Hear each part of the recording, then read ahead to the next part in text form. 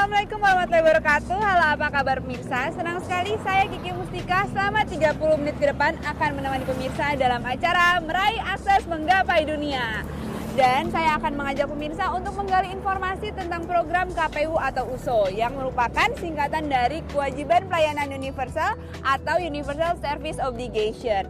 Nah, seperti apa ya program ini pemirsa? Dan bagaimana nantinya jika masyarakat di desa terpencil mendapatkan fasilitas internet? Dan apa tujuan utama diluncurkannya program ini? Langsung saja kita cari tahu yuk.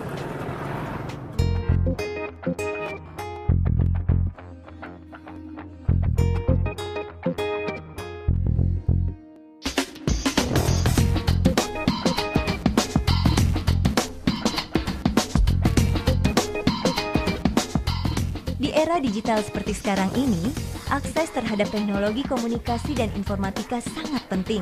Namun sayangnya tak semua orang bisa menikmati kemudahan tersebut. Seperti yang tinggal di desa terpencil, yang gak tersentuh oleh jaringan telekomunikasi, dan seperti yang kita ketahui bahwa Indonesia adalah negara kepulauan, yang daya jangkau aksesnya cukup sulit. Program USO atau disebut Universal Service Obligation merupakan program dari pemerintah melalui Kemkominfo dan BP3TI yang bertujuan untuk mempercepat pemerataan dalam penyediaan jasa akses telekomunikasi dan informatika di pedesaan secara adil dan merata.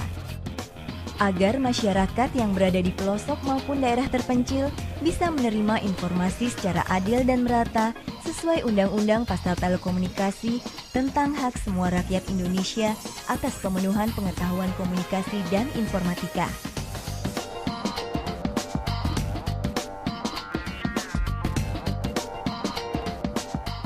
Internet sekarang ini kita kan sudah tahu sudah mulai masuk ya ke seluruh elemen masyarakat, ke seluruh hampir ke seluruh pedesaan di Deli Serdang. Jadi kita dalam pengelolaan radio ini juga akses untuk internet ini sudah kita lakukan karena dengan internet program-program khususnya mengenai pemberitaan informasi yang akurat, cepat itu bisa kita akses melalui internet.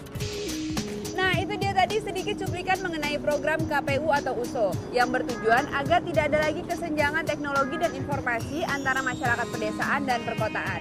Dan tujuan jangka panjangnya adalah agar masyarakat pedesaan tidak lagi buta akan teknologi. Kabupaten Deli Serdang merupakan sebuah kabupaten di Provinsi Sumatera Utara yang beribu kotakan Lubuk Pakam.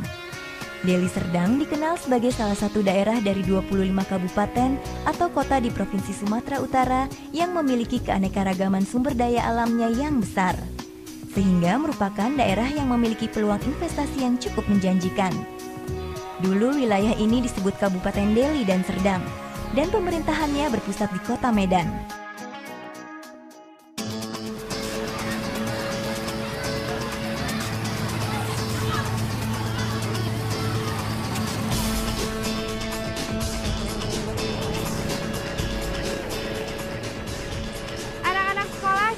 Dapat mengakses informasi dan pengetahuan. Para petani, pengrajin, dan pelaku usaha kecil lain pun kini dapat memasarkan produk-produknya melalui internet. Awal meneruskan usaha toko buku dari 2 generasi sebelumnya, keadaan Toko Naga Timbul nyaris mengalami kebangkrutan. Namun setelah Toko Naga Timbul menggunakan akses internet dan dibuatkannya sebuah website untuk toko bukunya, akhirnya Toko Naga Timbul mulai dikenal dan menjadi rekan instalasi Pemda setempat. Jadi manfaatnya kami sudah cukup rasakan. Jadi ada beberapa telepon dari negeri seberang atau dari luar kota ini yang menanyakan produk itu kami yang kami promosikan di blog tersebut. Kalau dari segi kita untuk barang keluar itu sangat berpengaruh karena koneksinya melalui internet sangat signifikan sekali. Nggak banyak ya Pak, tapi cukup banyak, sekitar 30%. Program KPU atau USO telah merambah hingga ke pelosok-pelosok desa seperti desa pinter atau desa punya internet di 9 desa. Pusat Layanan Internet Kecamatan atau PLIK telah tersebar di 337 kecamatan dan 96 M-PLIK yang telah beroperasi di 96 kecamatan yang mempunyai wilayah terpencil.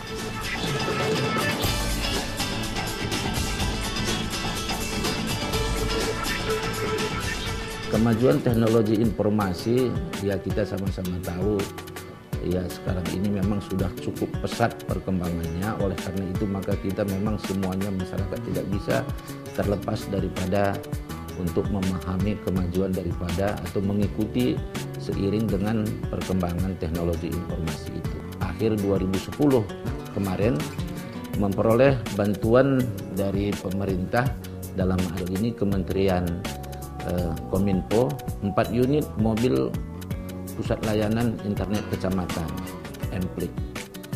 Dan ini juga kami mengucapkan terima kasih kepada Kementerian Kominfo, dan sekarang dapat kami sampaikan juga bahwa ini sudah di awal 2012 ini sudah mulai kita operasionalkan ke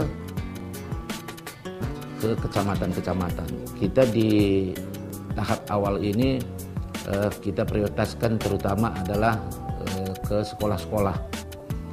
Dari 22 kecamatan kita di Kabupaten Deli Serdang ini, ada yang berada di daerah-daerah pegunungan itu yang barangkali relatif masih kurang ya sarana internet yang ada di wilayah tersebut, termasuk juga ke UKM yang ada di desa kita, di kecamatan kita.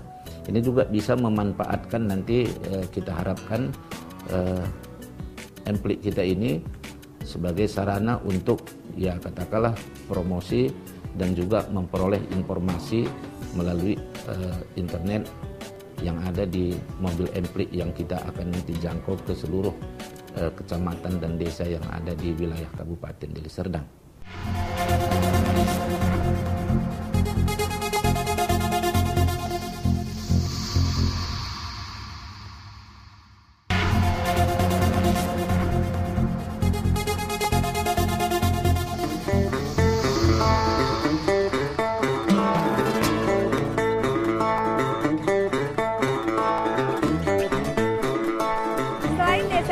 Desa Pinter, PLIK dan M-PLIK juga telah dibangun fasilitas NIC Center untuk menunjang keberhasilan program internet masuk desa.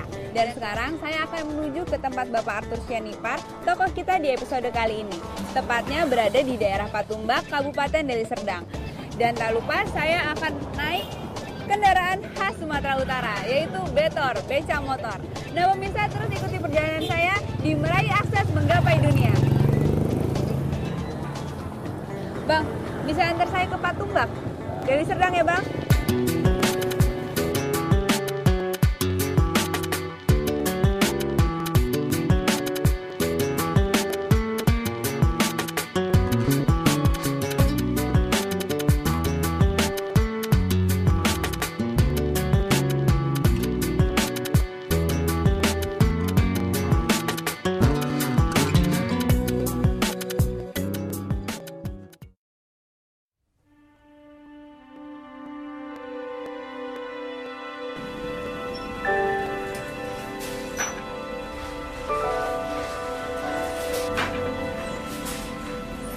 Arthur Sianipar lahir di Kecamatan Balige, Kabupaten Deli Serdang pada 60 tahun yang lalu.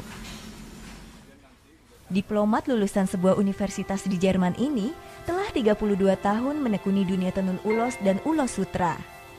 Sosoknya yang ramah dan suka menolong ini lebih menyukai kerajinan tenun ulos daripada menjadi seorang diplomat.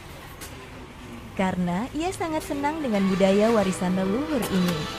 Kesuksesan yang ia capai kini berawal dari keuletan serta ketekunan yang ia tiru dari sang kakek. Saya memulai usaha saya ini di tahun 1986. Usaha yang saya gelutin ini adalah tenun tradisional ulos yang sudah digambarkan atau dikerjakan oleh kakek saya mendiang Karl Sianipar di Balige yang diawali pada tahun 1935. di dalam hal pemasaran, setelah kami dapat menghasilkan yang tenunan ulos yang baik, yaitu pada tahun 1995,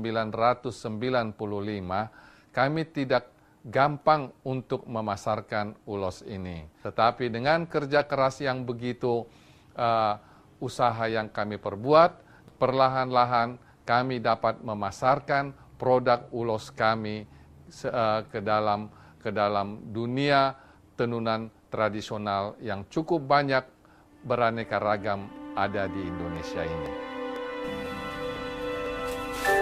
Dengan bermodalkan satu alat tenun bukan mesin atau ATBM, ia memulai usahanya menggeluti tenun ulos sutra hingga ia mempunyai toko tenun ulos sendiri.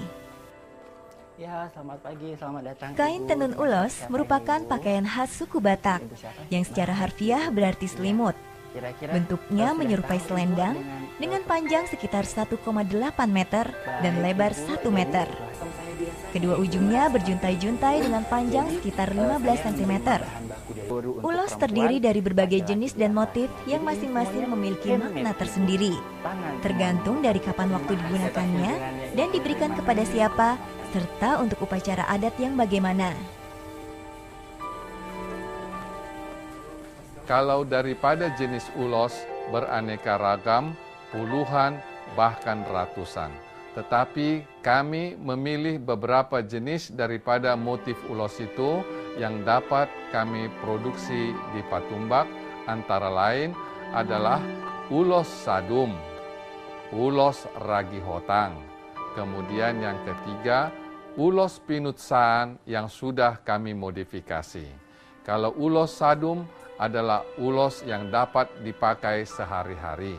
Tetapi kalau ulos ragi hotang adalah ulos yang sakral untuk masyarakat Batak Toba.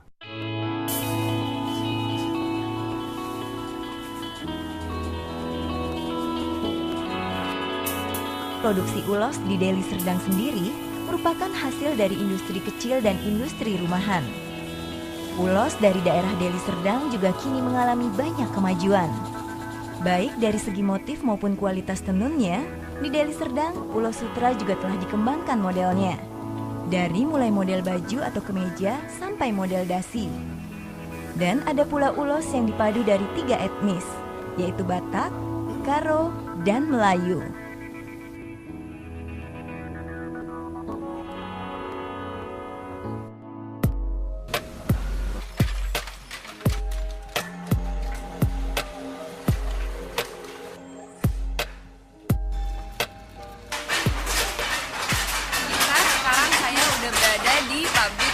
Tenun ulos, dan sekarang saya mau cari Bapak Syarifat.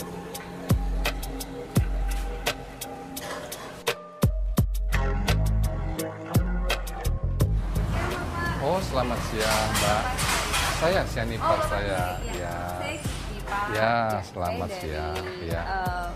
Acara meraih akses menggapai dunia. Ya, selamat datang, Mbak. Iya. Saya tertarik mau melihat pembuatan kain ulos ya Pak ya? Ya, kain ulos, tenunan ulos yang berbahan sutra alam.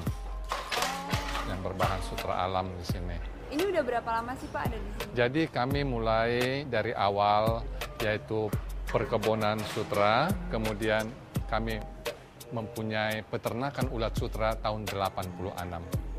86 kami memulai pemintalan sutra alam bersama kebunnya, di mana benang itu kami rajut dari sehelai serat sutra menjadi sehelai benang sutra melalui mesin yang kami desain ini. Inilah alat pintal kami yang kami desain sendiri di Patumbak ini. Kami sempurnakan, kami dengan karyawan-karyawan mendesain ini.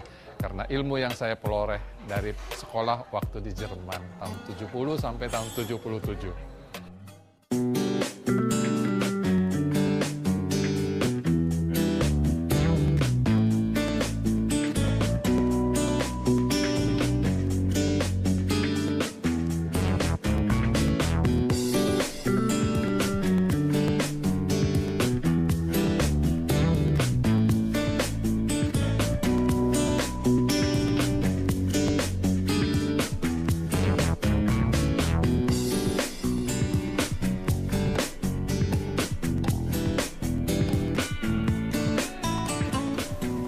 ulos sendiri melalui beberapa tahap, mulai dari proses pewarnaan hingga membentuk motif di alat tenun bukan mesin atau disingkat ATBM. Cara yang pertama adalah menghaluskan benang supaya tidak mudah putus. Dalam istilah tekstil modern, proses ini dikenal dengan sizing, yang mana benang dilapisi bahan kimia untuk membuatnya tak mudah putus. Sementara dalam pembuatan ulos, proses ini disebut mengunggas. Benang dilapisi oleh nasi yang telah dilumatkan dengan daun bambu. Setelah diunggas, benang digulung ke kaleng atau alat apapun yang berbentuk turbular. Proses ini disebut menghulhul. Ketika benang yang dihulhul cukup untuk pembuatan satu ulos, maka proses selanjutnya adalah pembentukan pola ulos. Pada proses ini diperlukan bantuan benang nilon atau pada masa dahulu digunakan lidi untuk mengangkat masing-masing benang. Setelah motif siap dan setiap helai benang telah berada pada tempat motifnya, maka bakal ulos yang telah dilebarkan ke dalam partonunan dan telah siap untuk ditenun.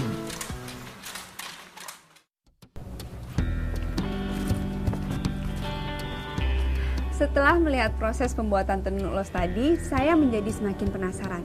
Karena ternyata Bapak Arthur Sianipar ini memulai semuanya dari hanya satu ATBM atau alat tenun bukan mesin. Dan sekarang Bapak Arthur ini sudah mempunyai 30 ATBM. Pemirsa jangan kemana-mana, tetap ikuti perjalanan saya di Meraih Akses Menggapai Dunia.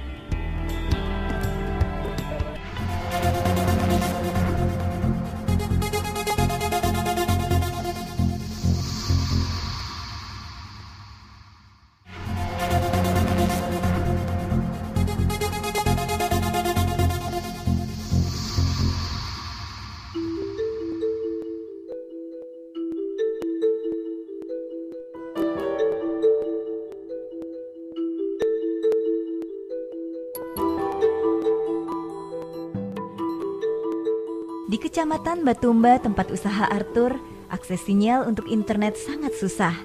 Sehingga ia kesulitan bila memasarkan produk tenun ulos sutranya melalui internet. Dan ketika Emplik hadir di dekat tempat usahanya, ia sangat senang sekali. Karena sekarang ia bisa memasarkan tenun ulos sutranya melalui internet, yang merupakan salah satu media pemasaran yang efektif selain media cetak dan elektronik.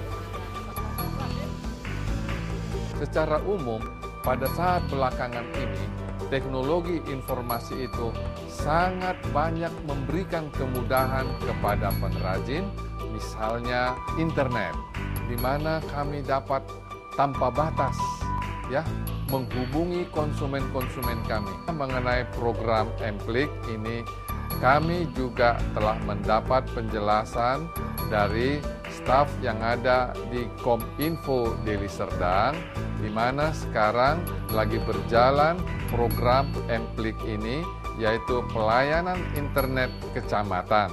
Dengan jalan ini, kami juga dapat menarik perhatian, memberikan dorongan kepada karyawan kami agar mereka juga memanfaatkan fasilitas ini. Karena sesuai dengan penjelasan daripada Kominfo Deli Serdang, untuk mempergunakan Emplik ini tidak ada dipungut biaya. Banyak informasi dan mereka tentunya akan memiliki hal yang positif untuk mengembangkan pekerjaannya sebagai penenun ulos. Arthur Sianipar terlahir dari keluarga berada, namun ia lebih suka hidup dalam kesederhanaan.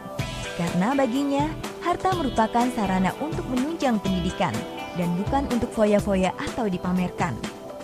Dan cara hidup sederhana ini ia terapkan pula pada anak-anaknya yang berjumlah 4 orang, yang kesemuanya mencapai kesuksesan di bidangnya masing-masing. Di mata para karyawannya, sosok Arthur Sianipar bukan hanya dianggap sebagai atasan, tapi ia juga dianggap sebagai sahabat dan rekan kerja karena sifat kebapaannya yang bijaksana.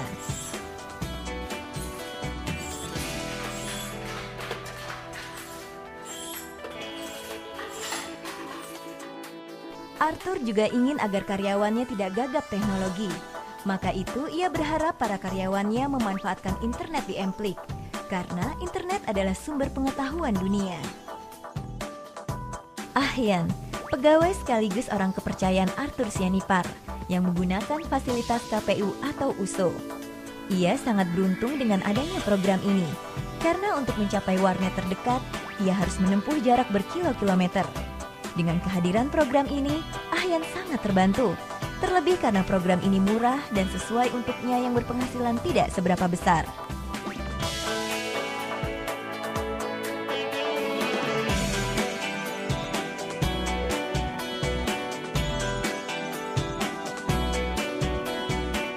Teknologi telekomunikasi dan informatika telah mendekatkan manusia di berbagai belahan bumi yang dipisahkan jarak dan waktu.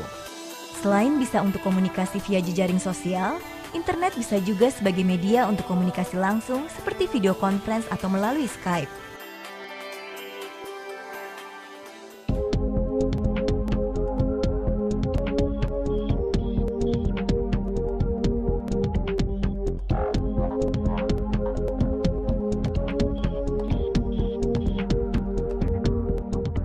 Akses terhadap teknologi, telekomunikasi, dan informatika merupakan salah satu kunci keberhasilan dalam bidang apapun. Untuk itu, program KPU atau USO menjadi sangat penting untuk dikembangkan demi kemajuan dan terciptanya kesejahteraan serta keadilan yang merata untuk seluruh masyarakat dalam mengakses informasi. Nah pemirsa, kisah Bapak Arthur Sianipar tadi sedikit banyak bisa menjadi teladan untuk kita, bahwa setiap pekerjaan tidak hanya membutuhkan kerja keras, tetapi juga perasaan memiliki dan mencintai pekerjaan kita. Seperti kutipan kata dari Ben Swinland, "Success is a journey, not a destination." Sukses adalah sebuah perjalanan, bukan merupakan tujuan akhir. Saya Kiki Mustika dan segenap kru yang bertugas mohon pamit undur diri. Sampai jumpa di Meraih Akses Menggapai Dunia berikutnya.